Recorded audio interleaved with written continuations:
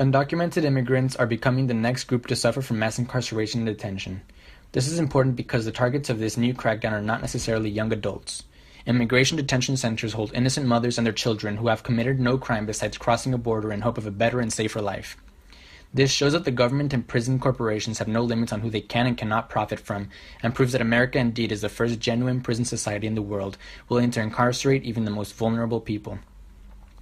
I thought the best way to make my point would be by reading From Slavery to Mass Incarceration by Loic Quant and James Kilgore's Understanding Mass Incarceration, A People's Guide to the Key Civil Rights Struggle of Our Time, and comparing the steps that were taken to create this phenomenon of mass incarceration to the steps that are being taken today with immigration detention centers.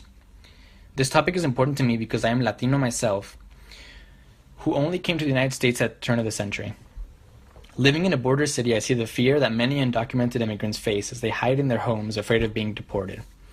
This is an issue that I believe deserved the outside research I did in addition to the classroom readings.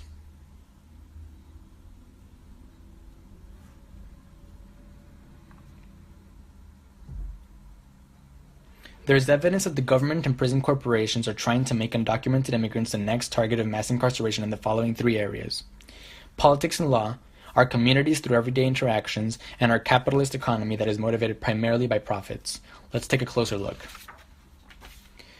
Prisons are disproportionately African American, but immigration detention centers are almost entirely Latinos awaiting deportation. These detention centers are race and citizen-making institutions. They divide people along lines of power and deny them humanity and, in this case, citizenship. These detention centers seek to signify and enforce what it means to be Latino and undocumented in the United States, similar to the way prisons have come to signify blackness, according to Quant. Today's political representatives have continued to take advantage of the political climate of fear to criminalize groups of people for political gain by enacting strict law and order policies. At the highest level of government, this has been manifested by political advertisements depicting African American men as predators that rape white women, as seen in George H.W. Bush's Willie Horton election advertisement, as well as with President Donald Trump and his infamous speech denouncing Mexicans as rapists and drug dealers. Anti-immigrant sentiment has re-emerged in the 21st century, especially after 9/11 and the financial crisis of 2008 because of fears of terrorism and job insecurity. In the mid-1990s, being black was used as a proxy for dangerousness and probable cause for being arrested. Similarly, politicians today are using citizenship as a proxy for dangerousness. The idea of aliens pouring into the country and harming national security has played well for politicians seeking to play into people's fears. In this same time period, there was a push to deny both prison inmates and undocumented immigrants of government assistance or other services. There's a renewed focus on legislation, policing, security practices, and the prison industry to target undocumented people. So much so, in fact, that James Kilgore has called the detention and deportation of undocumented immigrants the second phase of mass incarceration. With everyday interactions, the people around us are beginning to stigmatize and criminalize immigrants.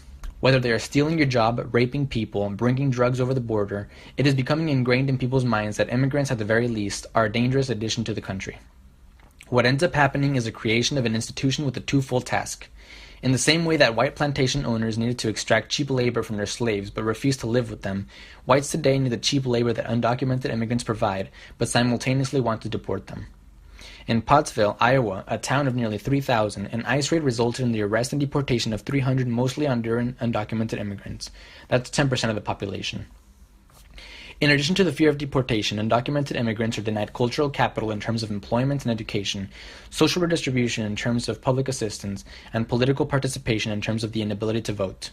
Undocumented immigrants are, for all intents and purposes, living in the shadows of society.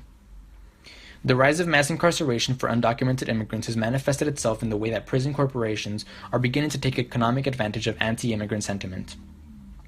In the American capitalist society, the profit motive exceeds social responsibility. Because of this, corporations and the government have begun to collaborate to maximize their profits. Because there is no limit on who can and cannot be used to make a profit from incarceration, innocent mothers and their children are no longer off the table.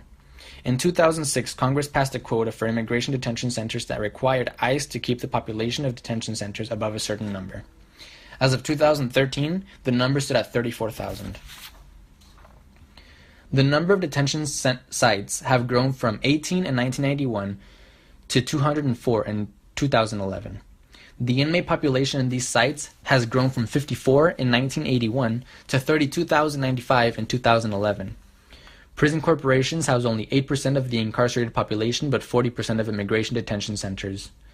The game of incarcerating undocumented immigrants is clearly in their favor.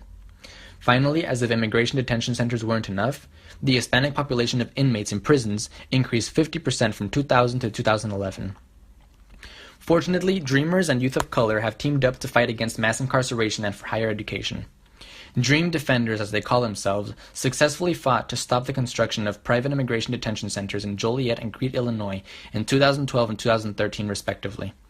The future could hold more mass incarceration for more groups of people, but it could also lead to a united front of black and brown youth teaming up against a system that seeks to lock them up and confiscate their ability to make a better life for themselves.